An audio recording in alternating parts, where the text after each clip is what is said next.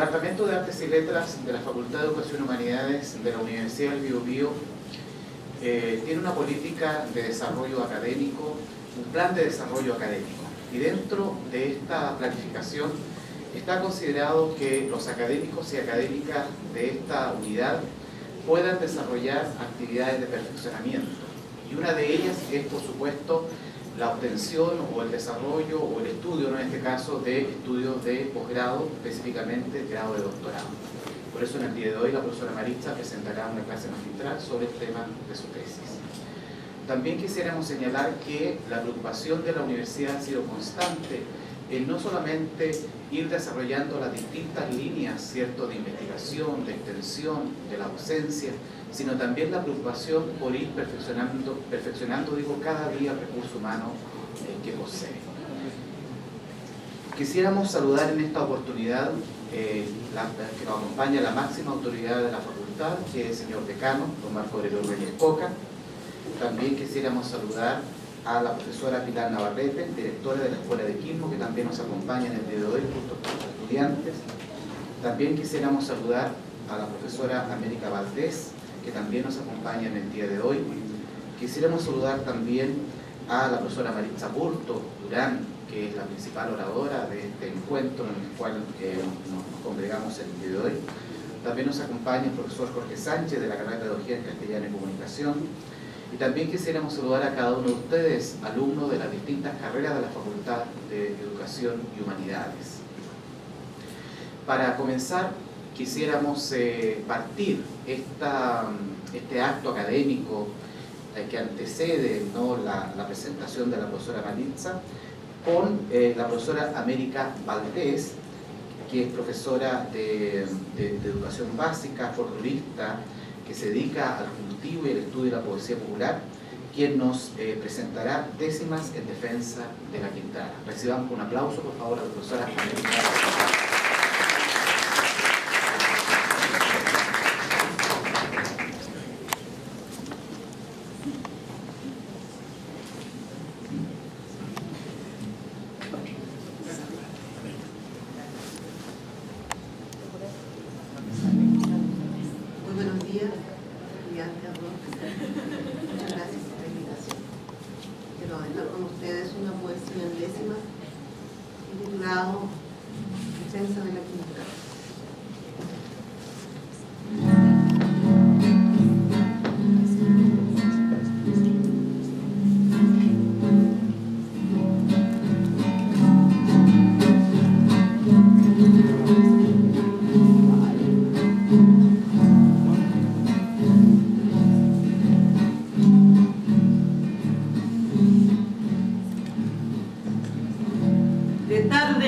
Aparezco volviendo desde el pasado, con este dolor pesado que llevo en mí, que padezco.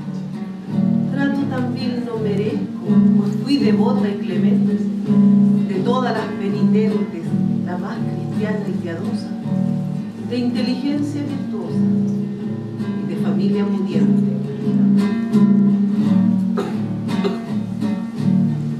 Nacida con privilegios, hermosa como ninguna, me dio la buena fortuna la luz de los sortilegios. La vida fue mi colegio para enfrentar mi destino.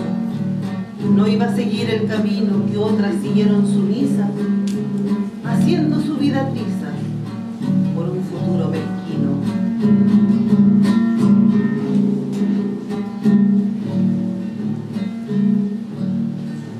Por ser cruel y ser astuta me llamaron la Quintrala. Por iracunda y por mala, ama y señora absoluta. También me dijeron puta por ser libre en el amor. Y hasta el cándido señor, llamado el de la agonía, con malos ojos veía mi naturaleza de horror.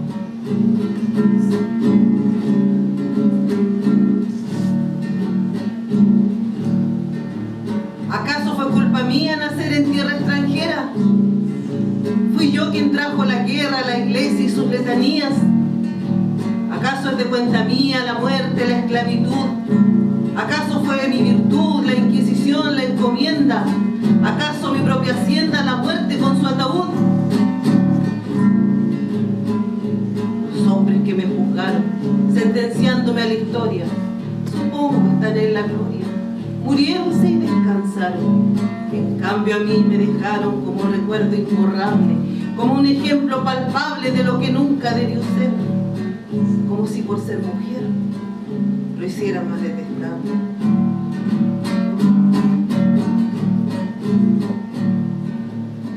Acuérdese su merced que fueron los españoles, con sus barcos y faroles los que trajeron la fe. La verdad es que yo ni sé cómo fue que empezó todo, solo sé que no había modo de parar esa locura, lleno de frailes y curas que bautizaban con lodo.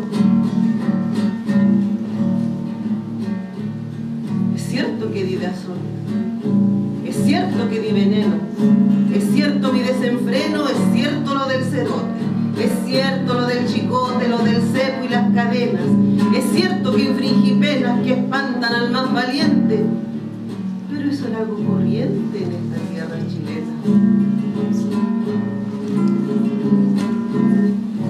Es cierto que no fui santa, no fui la Virgen María, no fui casta ni fui pía, ni india, ni negra, ni blanca, tan solo mujer que espanta al hombre con su existencia, que llamó a mi inteligencia brujería y maleficio, que me valga el sacrificio, si ahora le llaman ciencia.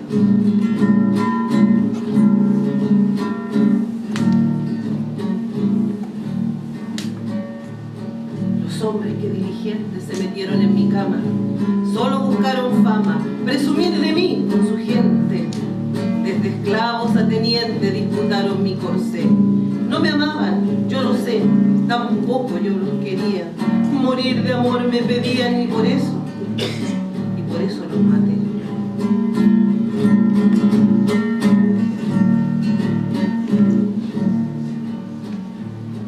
Si lágrimas he llorado por odio, por desventura, me las ceñí a la cintura y a mi corpiño enlutado. Con dolor he contemplado ver a mi hijo partir. Sabrás lo que es el sufrir de una madre atormentada, contemplando resignada ver su linaje morir.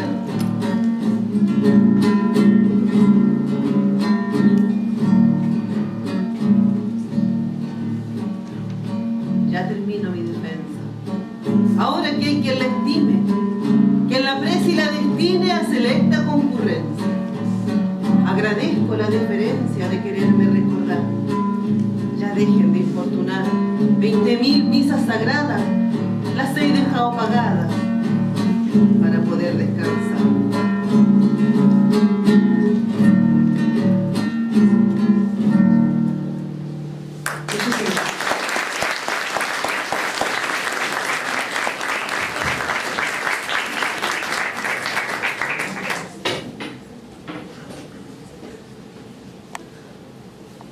Reiteramos el aplauso a la profesora América Valdés por su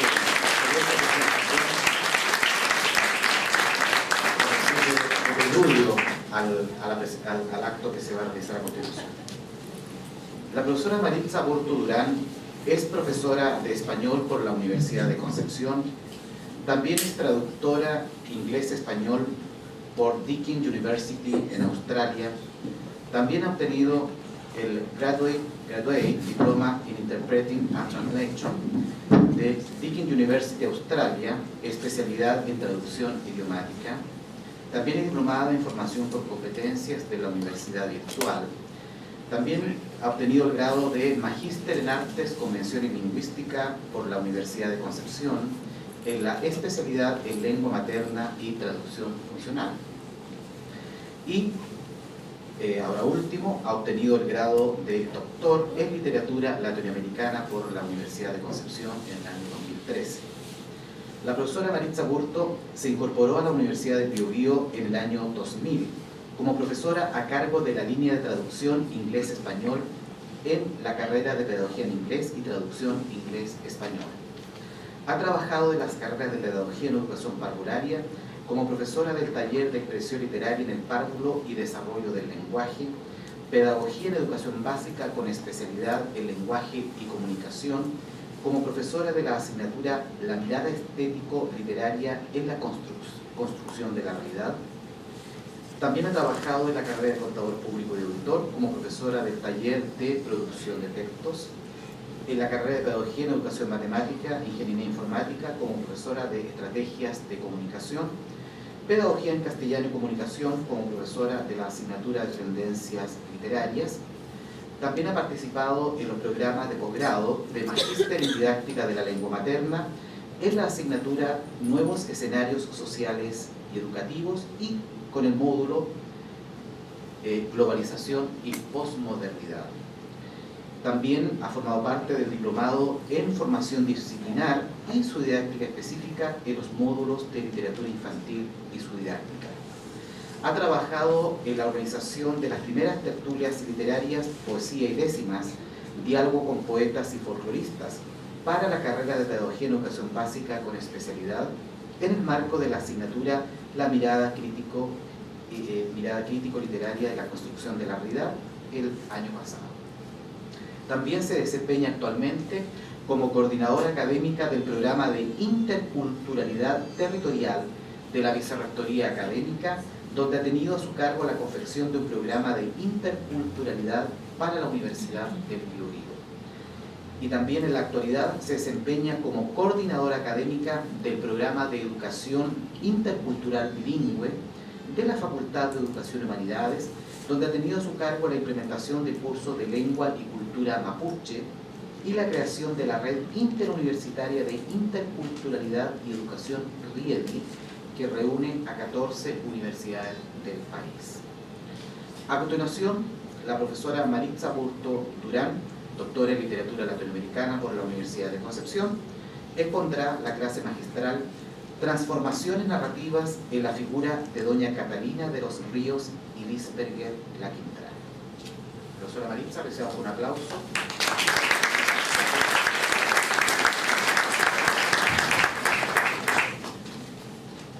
Buenos días.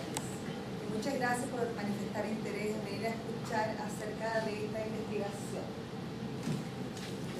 Los estudios de posgrado generalmente los hacemos pensando, no sé si se escucha bien, ¿se escucha bien? ¿Atrás? ¿Con micrófono? Los estudios de posgrado se hacen pensando fundamentalmente en dos cuestiones, en que podamos perfeccionar nuestro conocimiento de tal manera que las clases que podamos ofrecer a nuestros estudiantes sean siempre y cada día de mejor calidad, con conocimientos actualizados. Y por otro lado, nos habilitan para trabajar en la investigación. Y el tema de la investigación es un tema bastante interesante y motivador, porque la verdad de las cosas es que hay muchas cosas que podemos todavía decir, descubrir y concluir a partir de nuestras lecturas. Voy a hacer una presentación de lo que es o lo que ha sido una investigación que llevé a cabo dentro del marco del doctorado en literatura latinoamericana. Decidí trabajar con la figura de doña Catalina de los Ríos porque quería trabajar con la figura de una mujer, y de una mujer dentro del espacio del contexto histórico de nuestro país. Pero además quería trabajar y conocer un poco más acerca de la colonia, que es un periodo que resulta para muchos investigadores muy atractivo, pero también, ¿no es cierto?, que hay que seguir develando y descubriendo. Entonces, pensando en trabajar con la época de la colonia y con un personaje mujer, llegué a doña Catalina de los Ríos y Lisberger La Quintana. El trabajo fue un trabajo tremendamente interesante para mí, un trabajo de crecimiento y desarrollo, porque cuando empezamos a averiguar acerca de los temas que nos interesan, no solo buscamos y escarbamos en los libros, también vamos averiguando trozos de la historia, y me sentí tentada a conocer algunos lugares.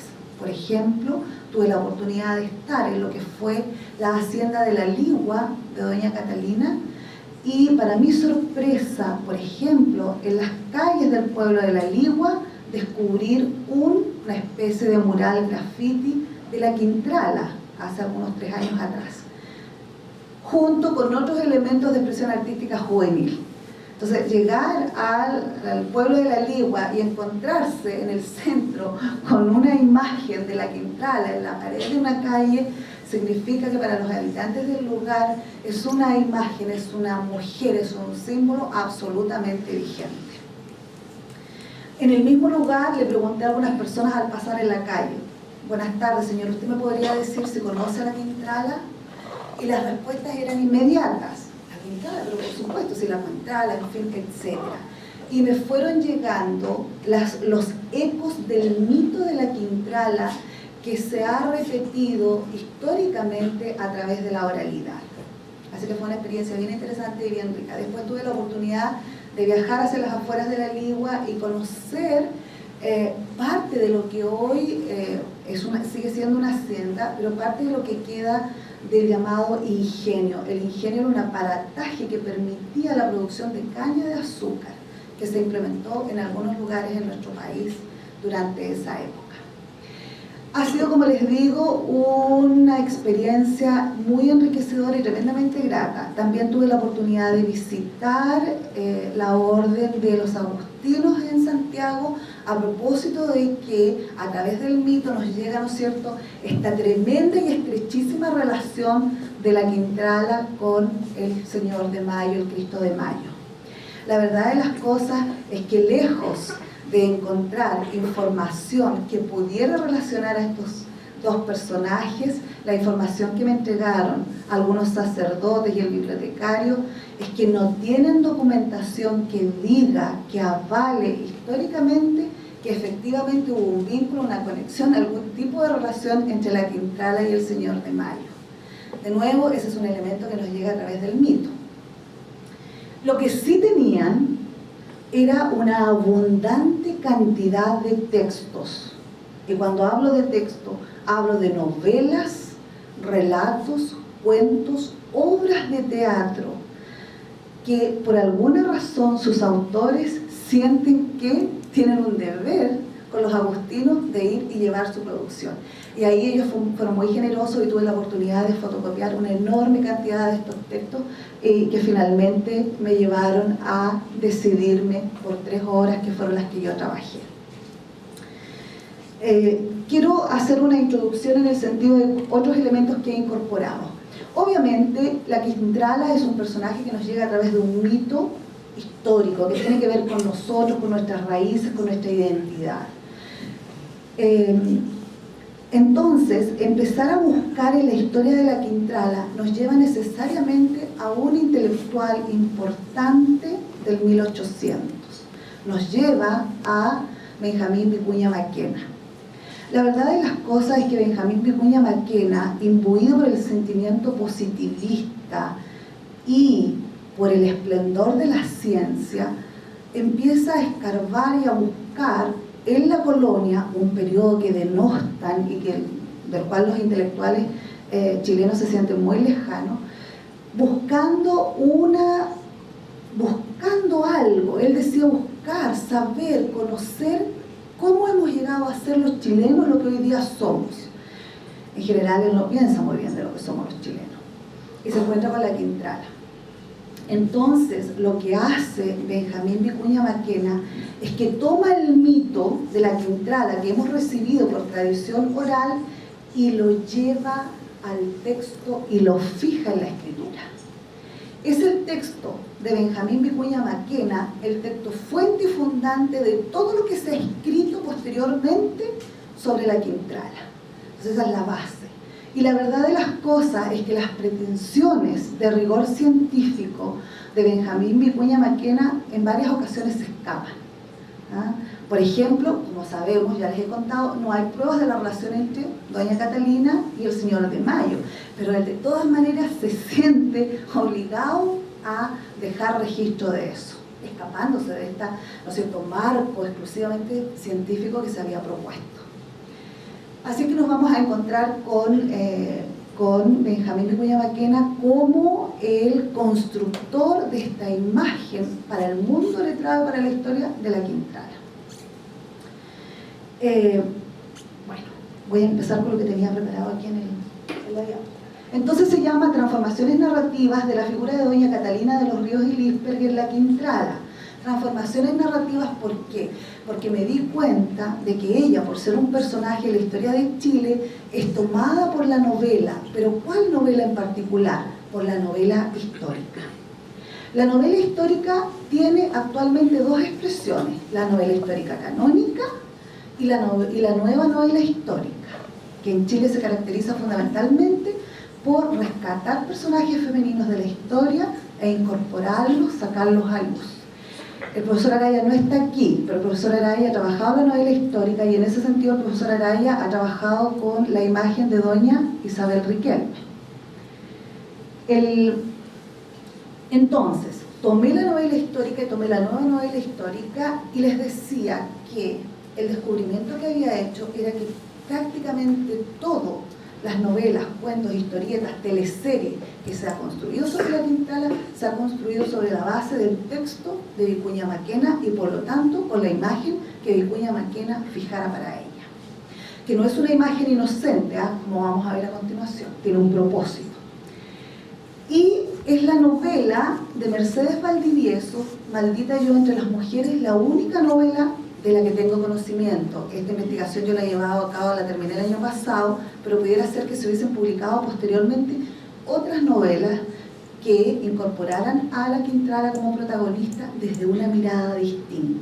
La única novela que presenta una mirada diferente de la Quintrala, que escapa a esta construcción de Maquena, es la novela de Mercedes Valdivieso.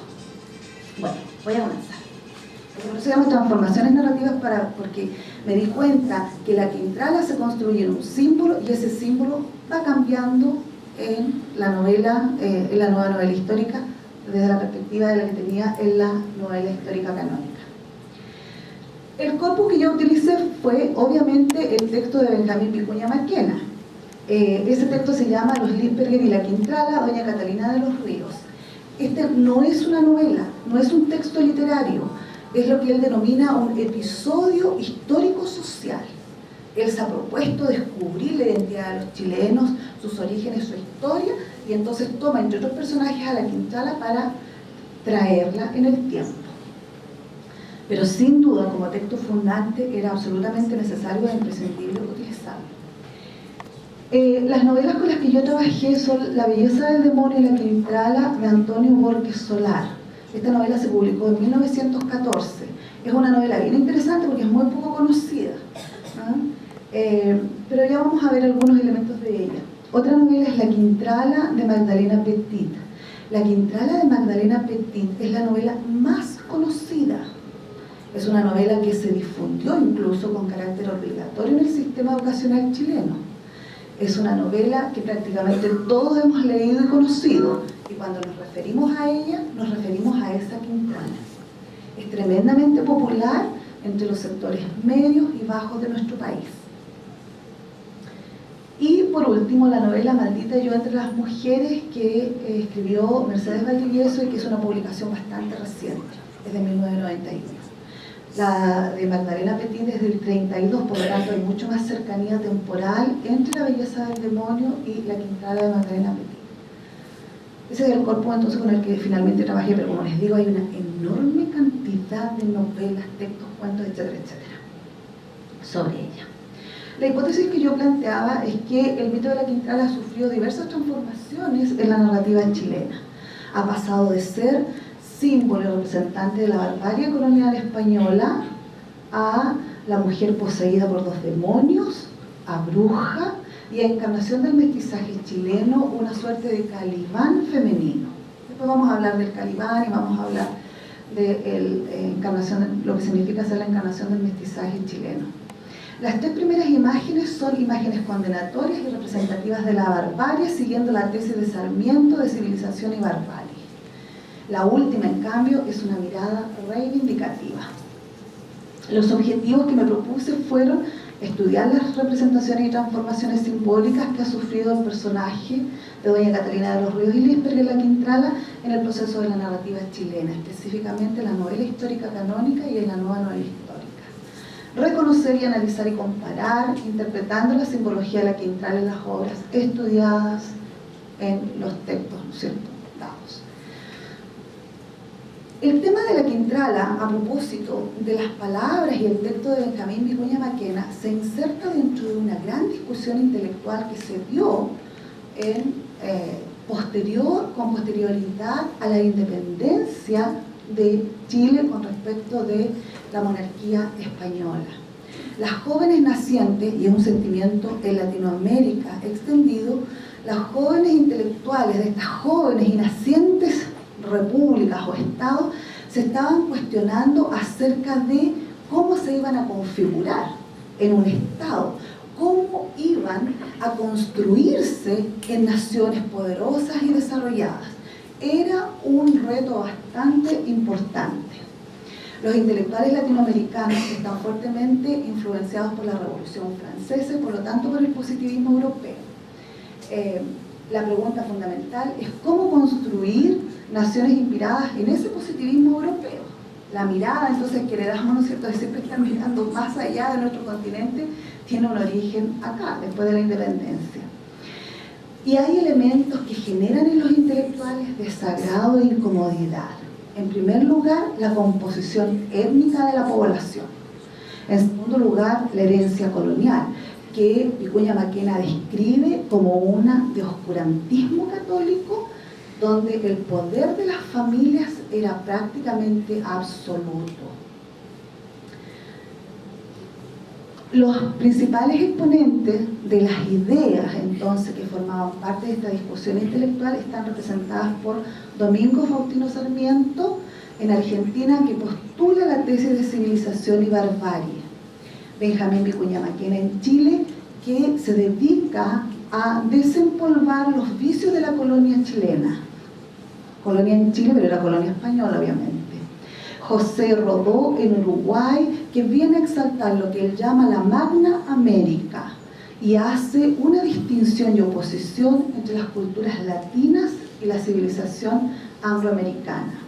Y José Martí, quien presenta una mirada distinta, una mirada que hace una defensa del hombre americano y de América.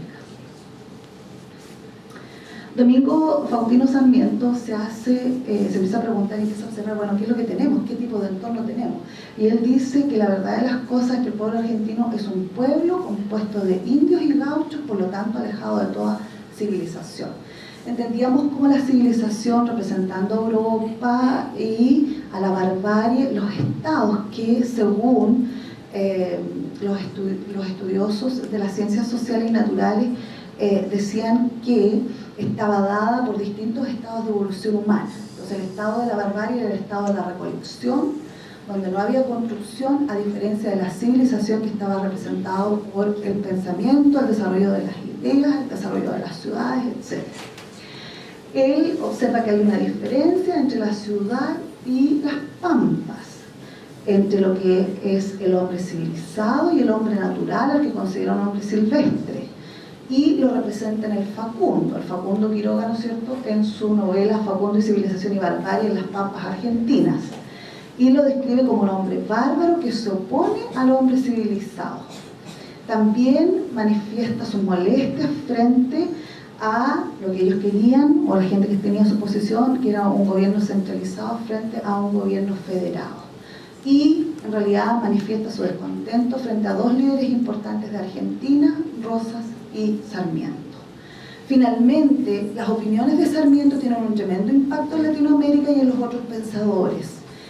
Sarmiento piensa que con la población que tenemos en Latinoamérica no vamos a conseguir ser países desarrollados ni vamos a ser naciones importantes. Entonces él cree que la única forma de que podamos construir naciones que sobresalgan y se destaquen es trayendo población europea, porque la población europea es civilizada, laboriosa y refinada, en oposición a la población que existía aquí. Benjamín Vicuña Maquena tremendamente recibe una fuerte influencia de Sarmiento, está de acuerdo con lo que postula Sarmiento. Sarmiento estuvo exiliado en Chile en más de una oportunidad, por lo tanto el impacto que tiene en los pensadores chilenos es considerable, y especialmente en Vicuña Maquena. Vicuña Maquena dice que poder construir una nación sobresaliente encuentra obstáculos en primer lugar, porque tenemos una tradición social y política de costumbres alejadas de la justicia.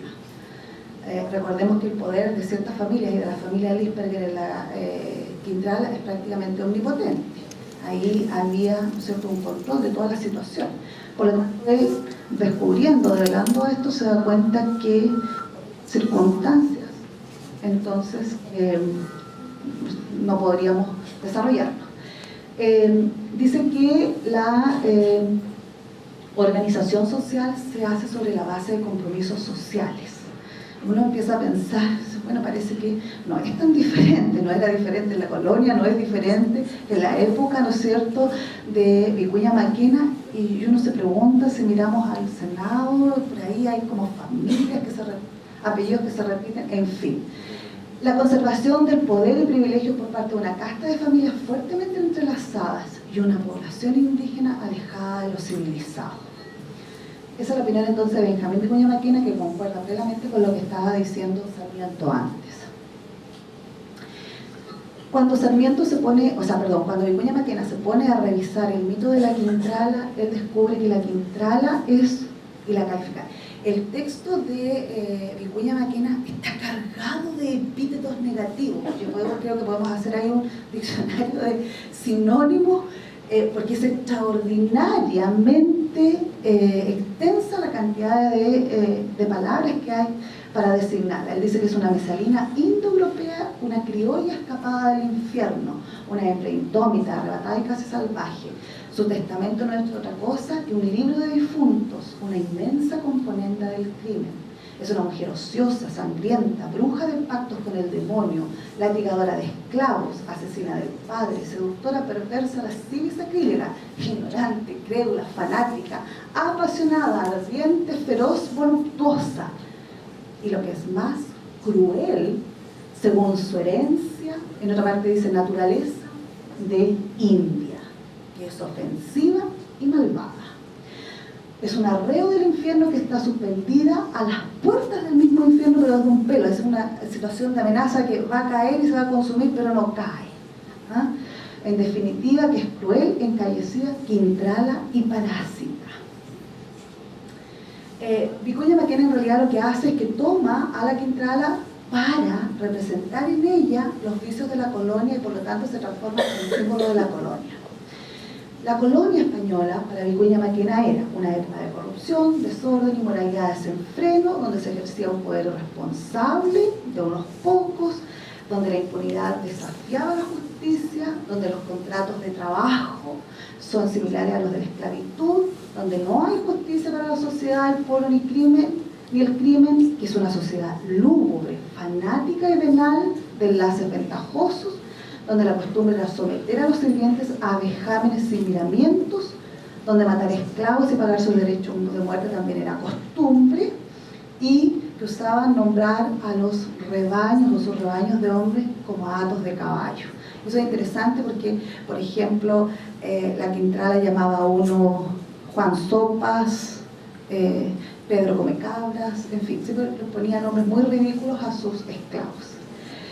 Entonces, Vicuña Maquena se vale de la Quintrala para representar en ella los vicios de la colonia. Rodó tiene una mirada mucho más optimista desde el punto de vista del pensamiento latinoamericano. Este intelectual cree que nosotros, latinoamericanos, tenemos que validar nuestra herencia latina, el desarrollo del pensamiento griego, el desarrollo, ¿no es cierto?, del pensamiento o de lo que fue el mundo latino. Él escribe una obra, Ariel, y en Ariel él representa unos tipos humanos. La novela Ariel está basada en The Tempest de Shakespeare, que resulta ser también un libro bastante interesante y que nosotros hay una relación con uno de los libros que estamos leyendo en castellano, El Mundo Feliz, por ahí, para que le pongan ojo cuando hagan la lectura de ese libro. En esta novela, el Ariel, Rodó, como les decía, habla de un tipo de hombres. Próspero, el sabio que educa a los jóvenes, los futuros eruditos, con formación integral y plenitud del ser. El Ariel, que representa lo espiritual, racional, lo desinteresado, el número, la fuerza, el poder, la voluntad. Y el Calibán, que viene a representar un hombre grosero, que quiere igualarse con el maestro en el nivel más bajo de la cultura. Con Ariel y Calibán construye una alegoría de las culturas de Occidente. El Ariel, según Rodó representa un polo idealista y civilizatorio, el calibán, el utilitario y el bárbaro. Fernández Retamar, un autor cubano, hace un seguimiento de la figura del calibán. Estoy pensando que en realidad son tantas las cosas que voy a contar, cómo acortar el tiempo. El calibán la palabra calibán es un anagrama de la palabra caníbal. El caníbal es el bárbaro que habitaba las islas y el continente, ¿no es cierto?, con el que se encontraron los españoles. Pero el nombre de caníbal lo toma Shakespeare, que escribe de Tempest, y que después toman otros autores para seguir en un trabajo de intertextualidad relacionando estos personajes, que es una cuestión que yo también hago, porque yo termino hermanando a la Quintana con el calibán. A ver, en el caso de Rodó, que dice, Rodó dice, nosotros tenemos una tradición que tenemos que rescatar, y sí, nosotros podemos construir cosas, y cosas importantes. Y en este caso Rodó, junto con otros intelectuales latinoamericanos, están muy preocupados por Estados Unidos. Ya en 2 siglos atrás había mucha preocupación entre los intelectuales por el rol que estaba jugando Estados Unidos. Entonces Rodó hace una representación en el calibán para los Estados Unidos. Rodó piensa que el calibán de la época es Estados Unidos. Y hace entonces una distinción entre el americanismo y la cultura americana. A él se manifiesta desencantado con cómo se están dando las cosas en Estados Unidos, y opone entonces este americanismo, como él dice, el utilitarismo, la práctica, el ejercicio, el uso de una actividad que deshumaniza. Y lo pone a la cultura americana en el sentido que por nuestra tradición histórica, filosófica, etcétera, nosotros podemos entonces construir con el intelecto grandes cosas. Y entonces hace esta posición entre cultura latina versus la civilización angloamericana, entre la democracia positivista y la democracia utilitaria y liberal de Estados Unidos. Cuando él habla de democracia positivista, dice que la democracia debe ser el gobierno de los mejores, en el sentido de los mejores intelectualmente dotados. Él también dice que la democracia lleva a la educación, y la educación en algún momento se masifica, y él no es partidario de que la educación se masifique, dice, porque se vulgariza. Y entonces la democracia tiene que ser ejecutada, llevada a cabo y dirigida por aquellos que tienen un intelecto que sobresale del resto. Bueno, en relación con la cultura latina, dice que se relaciona con la tradición grecolatina, apela a lo bueno, bello, moral, etc. Y lo segundo, con el utilitarismo del espíritu estrecho, debido a que al cultivo de un solo género de ideas, y es lo que él ve en Estados Unidos. Habla entonces lo que les decía recién, que la democracia lleva a la masificación de la cultura y por lo tanto a la masificación de la educación, lo que impide su elevación y la vulgariza. Aboga por el cultivo de la instrucción, el aprecio de las ideas superiores, etc. Y dice, con esta tradición es que nosotros vamos a construir grandes naciones. Me voy a saltar lo que sigue, abreviarlo. José Martí tiene una mirada tremendamente distinta, y la verdad de las cosas es que a mí me gusta mucho el pensamiento de Martí. Martí cree en los hombres de Latinoamérica, cree en los mestizos, cree en los indígenas, cree en el pueblo y quienes constituyen los pueblos de Latinoamérica. Y se dice, todos ellos juntos fueron capaces, haciendo un resumen, ¿no?, de liberarse de España, pueden perfectamente construir grandes naciones. Él hace una férrea defensa del hombre americano, de todos los habitantes del continente. Dice que el hombre americano es el hombre nuevo, es el hombre natural, es el hombre, ¿no es cierto?, que va a construir el mundo que queramos y que nos propongamos. Dice, nos ve entonces en ellos amenaza para la construcción de países libres. José Martí propone una forma de gobierno basada en el estudio de aquellas características distintivas y esenciales de los pueblos latinoamericanos, y critica y fustiga a aquellos que ellos llaman el criollo exótico, a aquellos hijos de América que ponen la vista y la admiración en Inglaterra y Estados Unidos. que reniegan, dice, de su madre indígena que representa a América.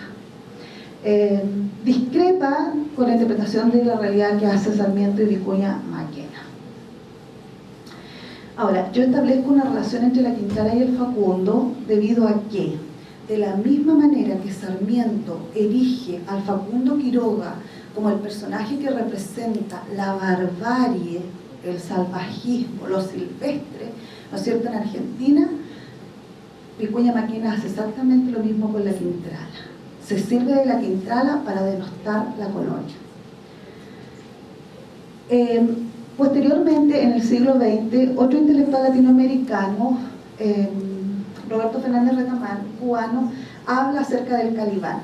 Y él hace un seguimiento de la figura del Calibán, de este caníbal, ¿no es cierto?, a través de la historia.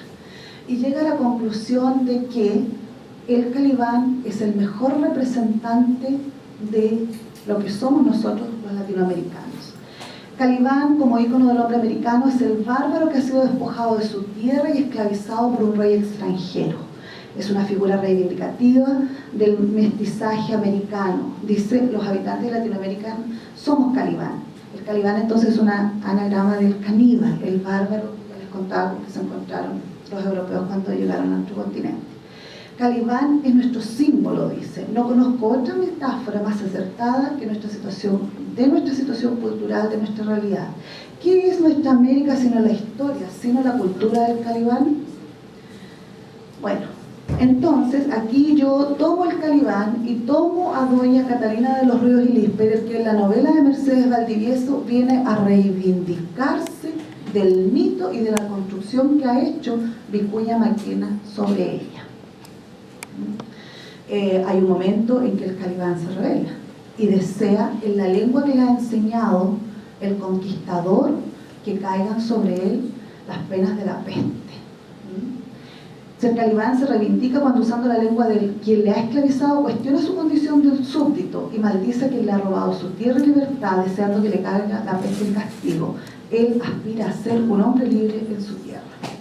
Y doña Catalina, haciendo una reflexión sobre su identidad y condición de mujer, lo que hace es contradice el mito, el dicen, porque el mito nos llega a través del dicen que la Quintrala tal cosa. Ella reflexiona en torno a su identidad y condición de mujer, desmitificándose y negando la imagen tradicional asignada por el mito y luego por Vicuña Maquena en un discurso autobiográfico y rechazando el poder de los hombres del Santiago colonial. Ella conjuga dos mundos. Se reúne con su parte india que la vincula a un linaje de mujeres de América. Bueno, yo tomé, entre otros autores, pero fundamentalmente me quedé con George Lucas para sus apreciaciones sobre la novela histórica. Él dice que es posible hacer una relación entre la historia y entonces el mundo literario. Y dice que la relación entre la novela y la historia es muy estrecha y que es el reflejo, la novela histórica, del desarrollo y el progreso humano, ya que cuenta de manera ficticia aquellos hechos y sucesos que se han vivido en la historia, y resucita a quienes figuraron en los acontecimientos y da a conocer los móviles sociales e individuales del comportamiento de los hombres. Es por eso entonces que, como la Quintrala era un personaje histórico, tuve que trabajar con novela histórica. La nueva novela histórica que surge, ¿no es cierto?, dicen a propósito de algunos autores de los 500 años del descubrimiento de América y todo el cuestionamiento intelectual que se produjo a partir de esa fecha, surge entonces un nuevo tipo de novela histórica. Y entonces hacemos la distinción entre la novela histórica canónica y la novela histórica y la nueva novela histórica. La nueva novela histórica establece una forma renovada de relación entre historia y ficción, reconoce problemas y conflictos aún vigentes. Les decía yo que llama la atención el hecho de que aún hoy en día muchas cosas de las que dice y critica Vicuña Maquena de su propio siglo y de la colonia, nos encontramos a veces, ¿no es cierto?, pensando en estas cuestiones. Entonces dice que los autores se encuentran con conflictos que aún están vigentes y que no tienen solución, de las crisis del pasado. Trae consigo una relectura crítica de la historia, se impugnan las versiones oficiales. Recordemos que aquí estamos viendo la historia como un discurso, ya no como acontecimientos reales. Impugna entonces las versiones oficiales y la creación de perspectivas alternativas. La ficción histórica actual es el producto de la posmodernidad, es revisionista, ya que viola las convenciones del género literario original y revisita el contenido de la historia oficial, desmitificando tal versión y revela lo silenciado, lo censurado y lo oculto por ella. La nueva novela histórica en Chile se caracteriza fundamentalmente, según Morales, por la incorporación de las mujeres al discurso literario. Aparece doña Inés de Suárez, Catalina de los Ríos y Listerger, Rosario Puga, Isabel Riquelme, ¿no es cierto?, y se convierten en protagonistas. Recoge además los nuevos aportes de las ciencias sociales, los estudios de género y la marginalidad, la concepción de la otredad, la historia como discurso, el feminismo, que viene a profundizar las ideas sobre las mujeres. La Quintrala en la novela histórica se incorpora tradicionalmente, como ya les decía, siguiendo el modelo propuesto por Benjamín Vicuña Maquena. Y eso es lo que encontramos en la novela histórica canónica.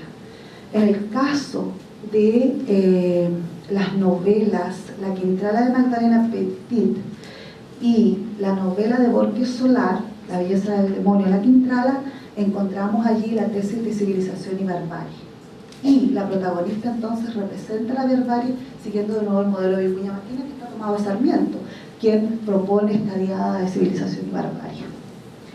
Catalina de los Ríos, de la nueva novela histórica, es un personaje bien interesante. ¿Por qué es interesante? Como les decía, es la única novela, no sé si se han publicado posteriormente después, que muestran otra mirada de la Quintrala, donde la Quintrala viene a reivindicarse. Y es por eso, ¿no es cierto?, que nuestra amiga América hace la defensa de la Quintrala, a propósito de la novela de Mercedes Valdivieso. Cuando estábamos trabajando juntas, le dije, ¿tú me harías un regalo? ¿Qué regalo?, me dice. ¿Tú escribirías las décimas de la Quintrala para incluirlas en mi tesis? Me quedó plop. Chuta, dijo, ¿cuándo? ¿Para cuándo? 3 semanas, ¿qué? 3 semanas, pero ¿cómo? Etcétera. Y América se leyó todos los libros con los que yo estaba trabajando y conversamos mucho acerca, y finalmente produjo estas extraordinarias décimas, ¿no es cierto?, que yo tengo el honor de adjuntar en mi tesis. Y por eso entonces la hemos invitado hoy día para que las dé a conocer como la presentación. Bueno, entonces en la nueva novela histórica, específicamente en la novela de Mercedes Valdivieso, lo que ocurre es que aparece doña Catalina de los Ríos y Listerger. No aparece la Quintrala. Y doña Catalina, desde un yo protagonista, viene a reivindicarse. Como decía América, ya déjenme tranquila. Viene a reivindicarse. La novela está construida con 2 tipos de discurso. Un discurso construido por el yo, la voz de ella, y el discurso del dicen, que es el discurso del mito. Entonces la función que ella hace es desmitificarse. Decían esto de mí, pero resulta que yo... maldita yo entre las mujeres, la idea de maldita yo entre las mujeres se relaciona con bendita tú eres entre todas las mujeres. La imagen de la Virgen María es el modelo que se ha propuesto como modelo femenino de la historia de nuestro país. Entonces ella dice, en la novela se llama maldita yo entre las mujeres, es lo que le dice el padre en algún momento, molesto con esta Catalina que no se ajusta a la norma, y le dice, maldita tú entre las mujeres, por eso ella después dice, maldita yo entre las mujeres, yo como tu padre podría matarte y nadie podría decir nada. Entonces la opone y la sitúa, ¿no es cierto?, en el polo opuesto de la Virgen María y de la mujer en su rol tradicional. Bueno, es una novela neorrealista y realista, construye un personaje desde dentro, me voy a saltar algunas cosas, ofrece en su defensa un discurso que se opone al discurso de fuertes componentes discriminatorios, en tanto mujer independiente y mestiza, que la cargan de connotaciones negativas. Ella ha salido a reivindicarse en la novela de Mercedes Valdivieso.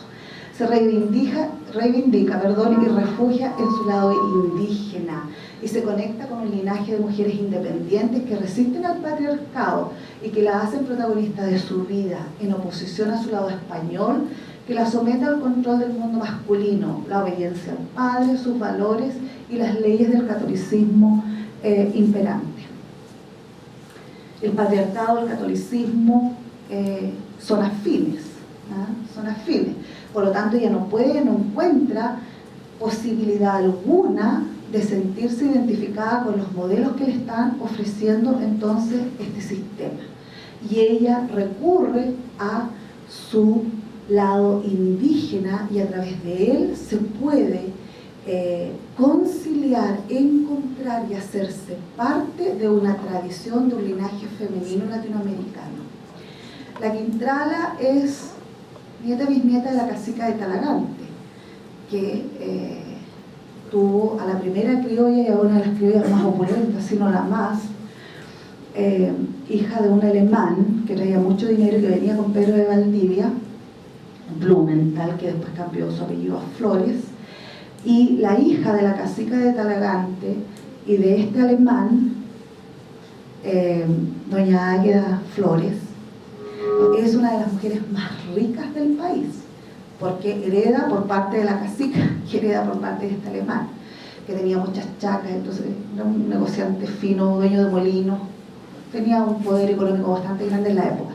Por lo tanto, su hija viene a hacerse dueña y de ahí entonces la herencia de tierra y las grandes extensiones de propiedades que ellos tenían. Sigamos.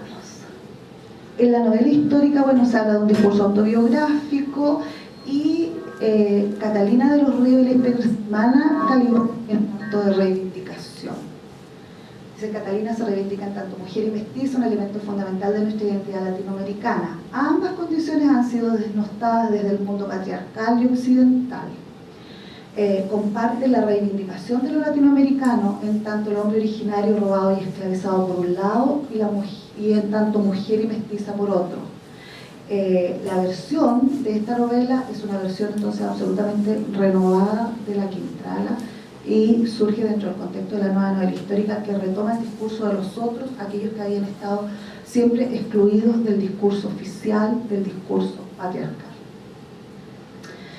Y aquí yo empiezo a analizar la novela de Borges Solar y me doy cuenta que la Quintrala, en tanto representación de la barbarie, se expresa en una cuestión que es muy fuerte y que es la condición de poseída, la posesa.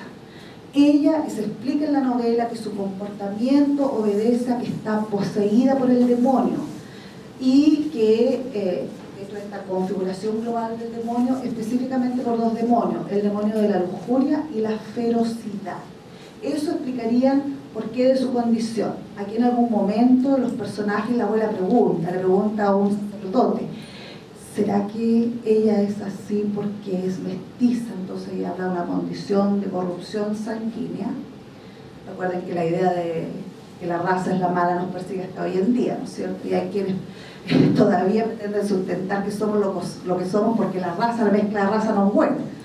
Entonces el sacerdote le dice, no se debe a eso, se debe a que está poseída. ¿Ah? Entonces, en esta condición representa a la barbarie.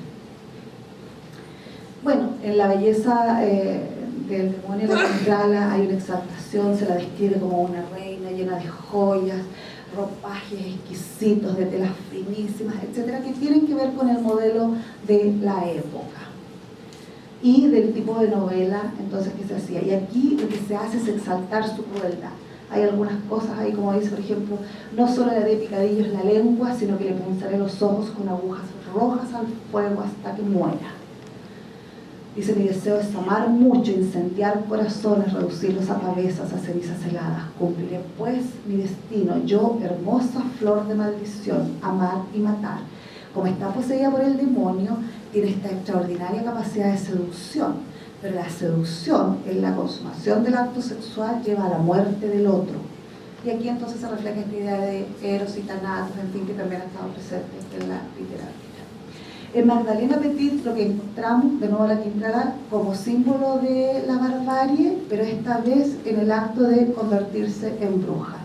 La bruja es una concepción del catolicismo expansionista que, curiosamente, en algunos libros yo encontraba que la imagen del demonio es una imagen más bien feble.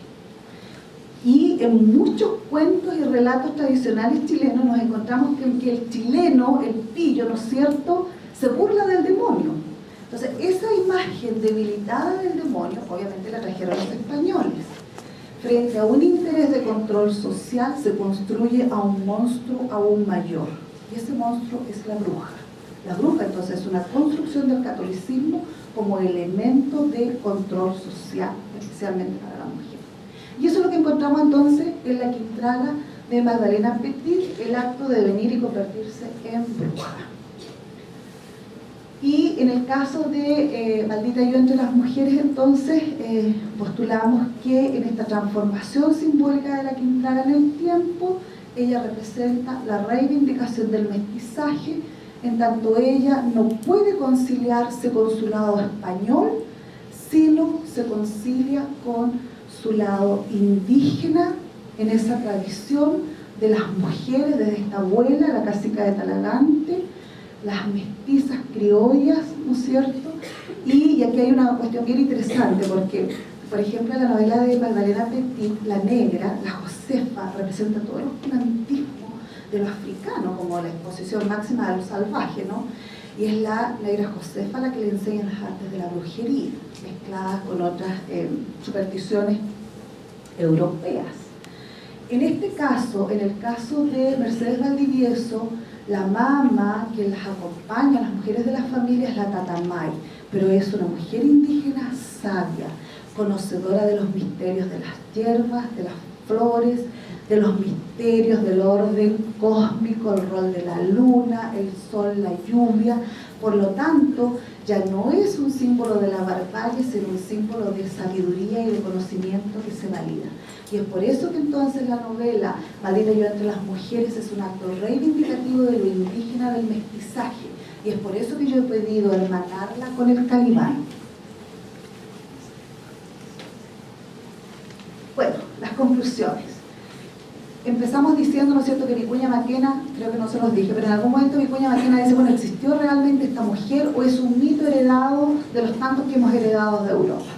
Él busca, configura, encuentra esta mujer y se da cuenta finalmente entonces que le sirve de la misma manera que se sirvió Sarmiento de el Facundo, a él le sirve como símbolo de esta colonia tan oscura por su catolicismo, por la Inquisición, por la venalidad de los hombres de leyes, por el abuso de las familias poderosas, etc.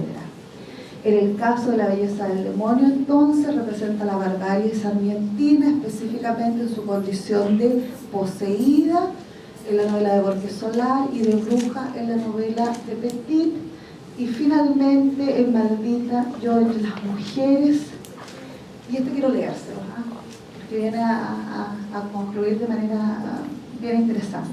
Dice Catalina de los Ríos, la Quintrala viene a reivindicarse como mujer con la historia de todas las mujeres frente a la infamia que el mito y el documento de Vicuña Maquena han construido en su contra. Una fábula de sangre, ignorancia, fanatismo, monstruosidad y debilidad corpórea y psicológica, maldad y lascivia.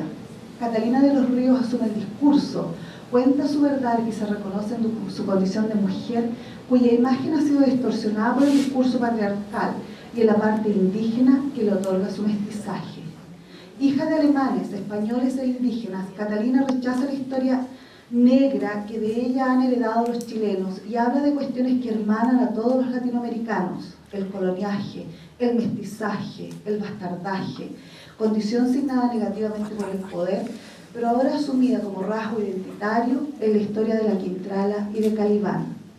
En efecto, Catalina de los Ríos, en la versión de Mercedes Valdivieso, viene a reivindicar a las mujeres, a los hijos mestizos de esta tierra, a los criollos autóctonos, en palabras de Martí, y al Calibán en las de Fernández Recamana. El texto de Mercedes Valdivieso es, en suma, un convincente alegato de reconocimiento al otro, a la mujer, al indígena, al bastardo, al mestizo de este continente. He tratado de ser lo más breve posible. Ese es el trabajo que yo he hecho, me tomé algunos años y quiero aprovechar la oportunidad para agradecer el apoyo que tuve de la Universidad del Biobío para terminar mi programa de doctorado. Los primeros años lo hice con una beca de la Universidad de Concepción, que también hay que reconocerlo y agradecerlo. A don Federico Pastenes, director del departamento, y a don Marco Aurelio Reyes, que siempre me apoyaron muchísimo. Así que yo vuelvo en esta oportunidad a agradecerle a ustedes todo el apoyo que me brindaron para terminar mis estudios, y a la Universidad del Biobío, que es quien nos patrocina. Muchas gracias.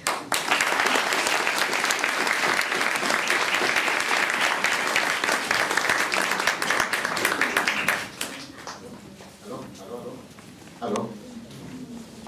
No sé si acepta alguna pregunta, profesora. Sí, claro. Sí. Bueno, podemos dar un pequeño espacio si alguno de ustedes, los presentes, quisiera hacer alguna pregunta o un comentario con respecto a la excelente presentación que ha hecho la profesora Maritza sobre su trabajo de investigación para obtener el grado de doctorado en literatura latinoamericana en la Universidad de Concepción. ¿Sí? ¿Se da la palabra, señorita? Sí, ella tiene una pregunta. Hola. Me gustó mucho su presentación y quiero valorar el hecho de que la mujer de la época no era muy bien destacada, ¿verdad? Porque siempre era como marginada, etc. Entonces vemos a Catalina de los Ríos que rompe con todos estos esquemas de la mujer sometida, y es ella la que imparte el dolor, el castigo a los hombres, no al revés como se daba en la época. Entonces, yo creo que más, como decía también la persona que recitó los poemas, ¿verdad? América, la profesora, que a ella se le marginó por solamente ser mujer, porque los hombres de la época, todos hacían lo mismo que ella. Los hombres de alta alcurnia hacían lo mismo que ella, pero ella por ser mujer se le marginó. Entonces yo quería saber su opinión con respecto a eso, si usted comparte esa opinión como nos mostró, y de qué forma usted, ya que investigó más que yo, ¿verdad? Para que me diga cómo era la mujer en la época y cómo se imaginaba y cómo fue que Catalina rompió con todos estos esquemas, ¿verdad? De la mujer sometida y dio como, se empoderó y empoderó a la mujer en general. Habría que preguntarle a mis estudiantes de tendencias literarias. Hemos estado viendo el tema del feminismo. ¿Qué creen de su profesora? Bueno, lo que yo voy a decir es que, a ver, sin duda siempre estamos socialmente, culturalmente inmersos en ciertos moldes, en los deber ser. Y el deber ser para la mujer, ¿no es cierto?, lo conocemos, sigue vigente todavía hoy en día. Pero sin duda se han levantado algunas voces. Y esas voces llegan desde el feminismo, que tiene múltiples expresiones hoy en día, y que viene a reivindicar la condición de la mujer en una condición de igualdad con respecto a los varones que habían tenido, ¿no es cierto?, muchos privilegios durante mucho tiempo. Yo creo que aquí hay una imagen que es tremendamente importante, que es la imagen de la Virgen María como modelo para la mujer chilena, y es un modelo que se refuerza permanentemente, y es el modelo con que Catalina de los Ríos no puede conciliarse, y que finalmente dice, bueno, no me puedo ajustar. Lo vemos en su novela, y lo vemos en la de Petit también, que no logra ajustarse a este modelo, pero finalmente encuentra un lugar donde puede reconocerse, y es en esta tradición de las mujeres indígenas, que son independientes. La cacica de Talagante no se casa con Blumenthal, y no se casa, ¿por qué? Porque ella quiere seguir administrando sus tierras, ella quiere seguir administrando la gente que la sigue. Entonces, hay en la tradición de la familia de las mujeres de la Quintrala, que son mujeres independientes.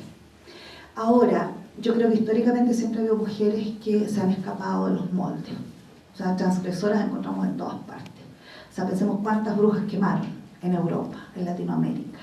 Son mujeres transgresoras del orden patriarcal, del orden católico, en fin, etcétera. De estos moldes que tratan, ¿no es cierto?, de ajustar a las personas a un determinado comportamiento, y que también hay moldes para los varones. Entonces, cualquiera que se escapa de los moldes resulta ser un transgresor, y es entonces perseguido, cuestionado, ofendido. El discurso que ofende, el discurso que habla mal de alguien o de un grupo es previo al acto de colonización. O sea, los indios eran flojos, malos, inservibles, cochinos, no vamos a llegar a ninguna parte, que traen los europeos que son trabajadores y ordenados. Entonces, con esto no vamos a hacer nada. Por lo tanto, y eso obedeció, ¿no es cierto?, o permitió que se implementara la inmigración y la inmigración europea. Entonces, toda campaña de desprestigio tiene un propósito: sacar a alguien de un lugar, despojarlo y colonizarlo. El discurso del Calibán, del hombre latinoamericano, ¿no es cierto?, pretendía decir caníbal, es decir, que se come a otro. Pero la verdad es que en la época media, cuando colgaban públicamente a los asesinos y delincuentes, había un grupo de gente con un vaso esperando que le repartieran la sangre del recién muerto, porque esa sangre, que también es un acto de canibalismo, lo iba a curar de ciertas enfermedades. Entonces lo que se critica en un lado, se avala en otro lado, pero siempre un discurso denostador tiene un propósito: sacar a alguien de un lugar, quitarle sus privilegios, sus derechos, lo que sea. Porque, ¿quién diría hoy en día que si los mapuches son calificados de terroristas, no merecen ir a la cárcel? ¿Alguien más? Bueno, si no hay más preguntas, reiteremos el aplauso a la profesora María.